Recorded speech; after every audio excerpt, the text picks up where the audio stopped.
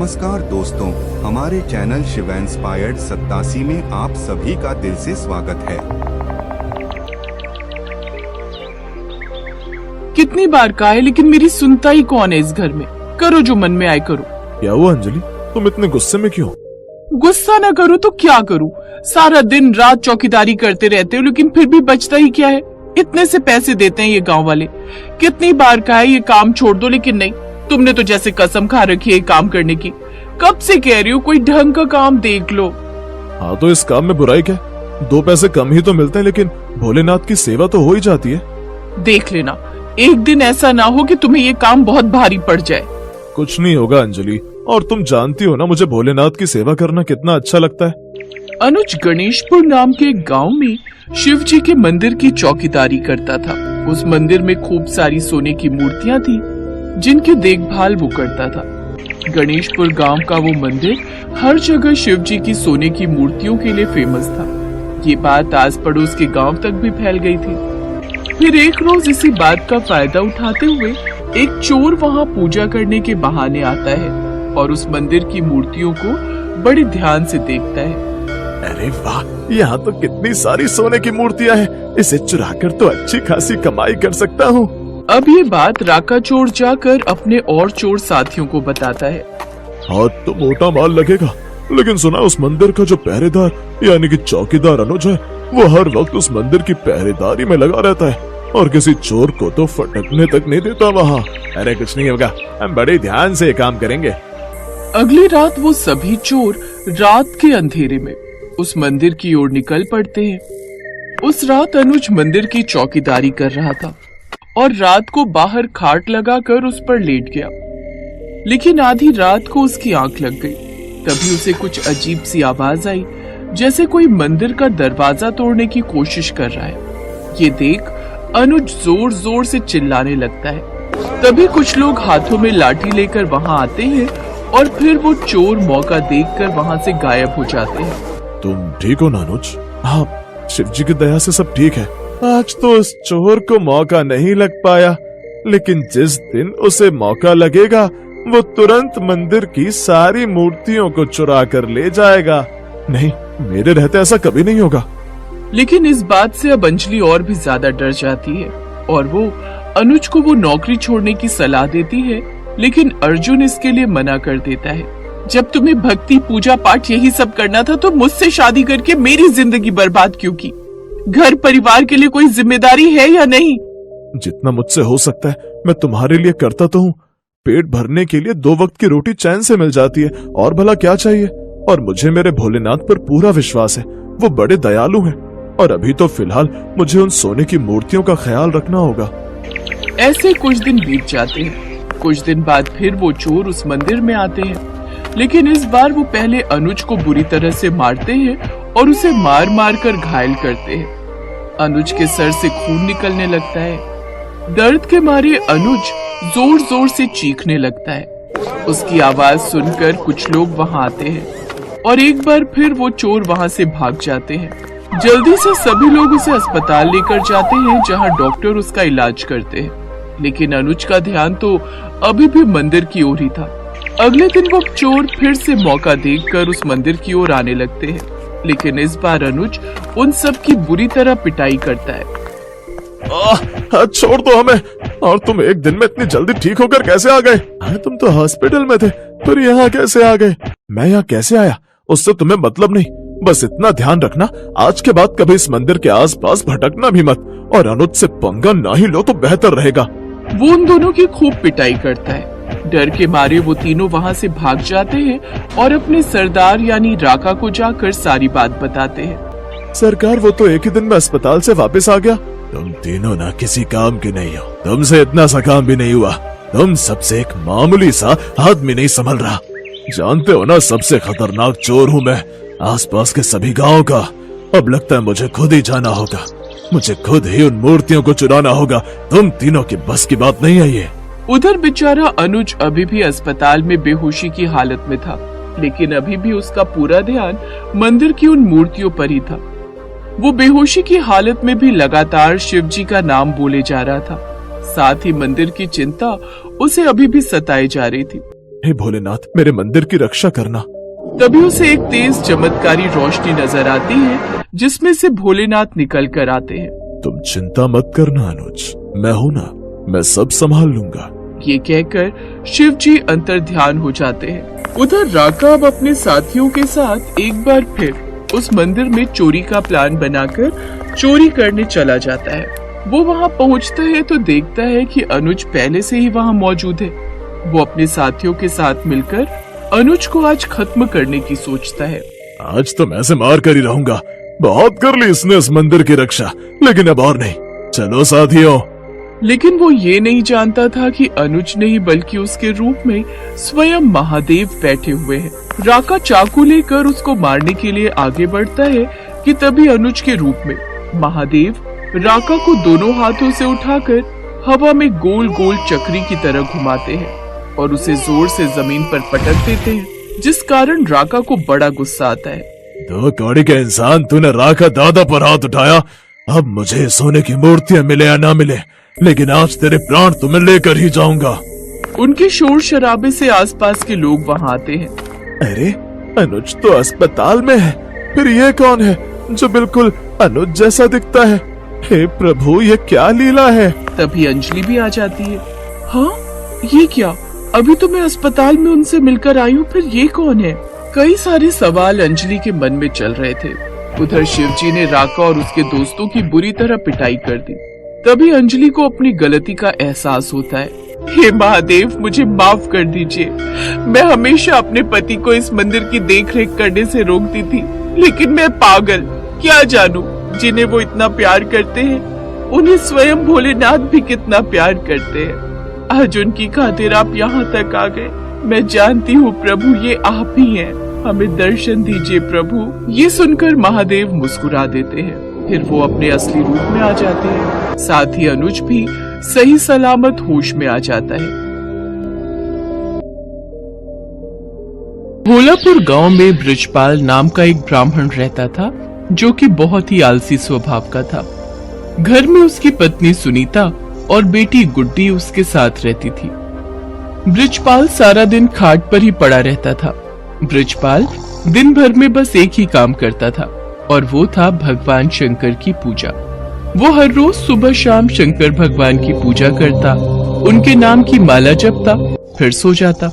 अपने आलस के कारण सारा दिन सोए रहने की वजह से अक्सर ब्रिजपाल और उसकी पत्नी में खटपट होती रहती। अब उठ भी जाओ जी, कितना सोओगे? चलो अब खाना खाकर खेत चले जाओ, फसल काटने का समय हो गया है। और हाँ, वापसी में आते हुए नदी किनारे लगे सरसों का साग तोड़ कर ले आना। घर में बनाने के लिए कोई सब्जी नहीं है। और हाँ, भूलना मत, नहीं तो आज खाना नहीं बनाऊंगी।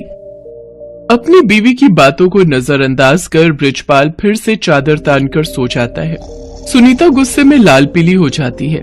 उधर कैलाश में बैठी माँ पार्वती शंकर भगवान से कहती हैं, हे नाथ, ये आपका कैसा भक्त है जो आपकी भक्ति के अलावा और कुछ काम नहीं करता, बस अपने आलसी शरीर के कारण खाट पर ही पड़ा रहता है, कोई कर्म नहीं करता। आपको तो ऐसे भक्त का मार्गदर्शन करना चाहिए। देवी, इसमें इसकी कोई गलती नहीं। ये सारा किया इसके पिछले जन्म का है। तब ये एक आलसी गधा हुआ करता था जो सारा दिन मेरे मंदिर के बाहर लेटा रहता था। मंदिर में जब भी मेरे नाम का उच्चारण भक्तगण करते तो उसका स्रोत उसके कानों में गूंजता और उसे नींद में भी मेरा ही नाम सुनाई देता। फिर एक रोज श्रवण मास में ये चल बसा और फिर अगले चारों में इसने मनुष्य रूप में जन्म लिया। लेकिन इसके पिछले जन्म के आलसी स्वभाव ने इसका पीछा नहीं छोड़ा। जब सही समय आएगा तब मैं इसे ज्ञान दूंगा। हे भगवान, क्या करूं मैं इस आदमी का? ये तो फिर से लेट गए। कब से कह रही हूँ उठ जाओ, खेतों में फसल बड़ी हो गई है। अगर समय रहते उसे नहीं काटा तो उसे जानवर चर जाएंगे या कोई चुरा लेगा। सुन रहे हो ना मैं क्या कह रही हूँ? हे शिव जी, ना जाने इनका आलस कब खत्म होगा। इनके आलस से तो मैं अब तंग आ चुकी हूँ। सुनीता लगातार बड़बड़ाए जा रही थी, लेकिन आलसी ब्राह्मण के सर पर तो जूं तक न रेंगे। वो तो बस चुपचाप अपनी खाट पर लेटा हुआ था। बृजपाल को न उठता देख सुनीता गुस्से में आ जाती है और बाहर आंगन में रखी पानी की बाल्टी उठाकर लाती है और बृजपाल के ऊपर गिरा देती है। बृजपाल पूरा भीग जाता है और वो गुस्से में उठकर उससे लड़ने लगता है। काफी देर तक दोनों में खूब कहासुनी होती है। फिर वो गुस्से में घर से निकलकर शंकर भगवान के मंदिर में चला जाता है और वहां पहुंचकर शंकर जी से कहता है, हे शंकर भगवान, अपनी पत्नी की रोज रोज की झिकझिक से मैं तंग आ चुका हूँ। अगर मेरी भक्ति ने आपको प्रसन्न किया है तो मुझे आप दर्शन दीजिए प्रभु। इतना कहते ही वो जोर जोर से रोने लगता है। अपने प्रति उसका प्यार और श्रद्धा देखकर शंकर भगवान उसको दर्शन देते हैं और कहते हैं, बृजपाल, तुम्हारी भक्ति ने मुझे प्रसन्न किया है। तुम सचमुच मेरे परम भक्त हो। कहो, तुम्हें मुझसे क्या वरदान चाहिए? हे प्रभु, मुझे ऐसी कोई चीज दीजिए जो मेरी हर बात माने और मेरा सारा काम कर दे। ये लो, मेरा ये छोटा त्रिशूल।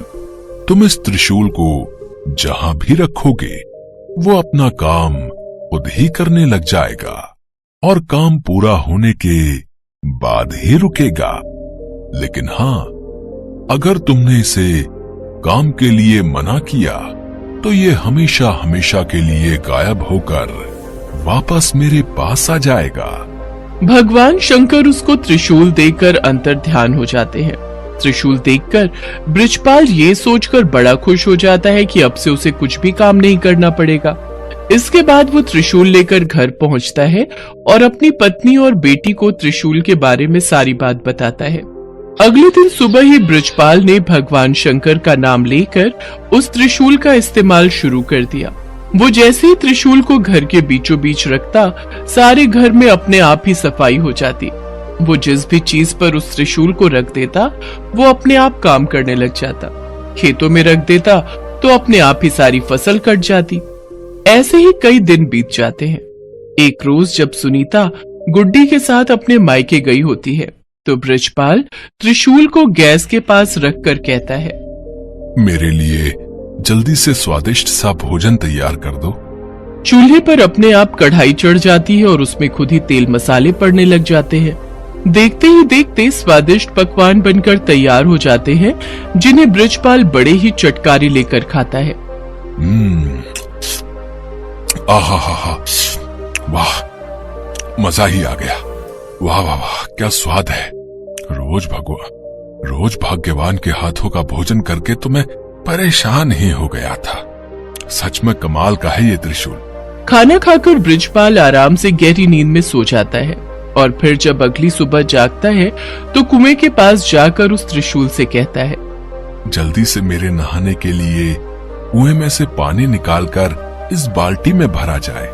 कुएं में से पानी निकालना हो, पौधों को पानी देना हो, साफ सफाई, कपड़े, बर्तन, सभी तरह के काम वो त्रिशूल बृजपाल के कहते ही कर देता। बृजपाल बगीचे में पड़ी पाइप के पास जाता है और अपने त्रिशूल को उससे छुआते हुए कहता है, पाइप, जल्दी से इस बगीचे में लगे पेड़ पौधों को अच्छे से पानी दे दो। पाइप अपने पौधों में पानी देने लग जाती है। फिर आलसी ब्राह्मण खुश होते हुए आराम से सोने चला जाता है, लेकिन सोने के कुछ देर बाद ही लाइट चली जाती है। फिर वो अपने त्रिशूल को हथपंखा पर रखते हुए कहता है, हे हाथ पंखे, जब तक लाइट नहीं आ जाती तुम मुझे इस पंखे से हवा करो। उसके ये कहते ही हथपंखा उसे हवा करने लगता है। कुछ देर बाद जैसे ही लाइट आती है तो वो हथपंखा बंद हो जाता है। एक दिन बृजपाल को बड़ी तेज भूख लग रही होती है। उसने खाली थाली अपने सामने रखी और जमीन पर बैठ गया। फिर त्रिशूल को थाली पर लगाकर कहने लगा, अब इसमें से जल्दी जल्दी स्वादिष्ट पकवान निकल कर आते जाए। कुछ ही देर में कई तरह के पकवान थाली में आते गए। कितना अच्छा होता अगर मुझे अपने आप खाना खाना ना पड़े और खुद ही मेरे मुंह में सारा खाना चला जाए। ऐसा कहकर उसने त्रिशूल को अपनी प्लेट पर लगाया और कहने लगा, अच्छे अच्छे पकवान जल्दी से मेरे मुंह में आ जाएं। उसके ऐसा कहते ही थाली में से तरह तरह के पकवान निकलकर उसके मुंह में जाने लगे। और वो बड़े ही चटकारे लेकर उनको खाने लगा। पर ये मजा कुछ देर तक का ही था। कुछ ही देर में उसका पेट भर गया और वो खा नहीं पा रहा था। लेकिन पकवान थे जो कि उसके मुंह में लगातार जाते ही जा रहे थे। उसका पेट और मन पूरी तरह भर चुका था। वो जैसे ही उन्हें रोकने की बात सोचता है तो उसे भगवान शंकर की कही वो बात याद आई जिसमें उन्होंने कहा था कि अगर त्रिशूल को काम करते हुए रोका गया तो ये वरदान वहीं समाप्त हो जाएगा और त्रिशूल फिर से शंकर भगवान के पास पहुंच जाएगा। तभी वहां सुनीता गुड्डी के साथ अपने मायके से लौटकर पहुंच जाती है। वो दोनों ये सब देखकर हैरान रह जाती हैं। सुनिए जी, देखिए तो आपका पेट कितना फूलता जा रहा है, जल्दी से इस त्रिशूल को रुकने के लिए कहिए। बृजपाल शंकर भगवान के दिए वरदान को खोना नहीं चाहता था, लेकिन फिर भी वो थक हार कर कह ही देता है। रुक जाओ। उसके इतना कहते ही खाना रुक जाता है, लेकिन साथ ही वो त्रिशूल भी वहां से गायब हो जाता है। त्रिशूल को गंवाकर वो बड़ा ही दुखी हुआ, लेकिन अब वो कुछ भी नहीं कर सकता था।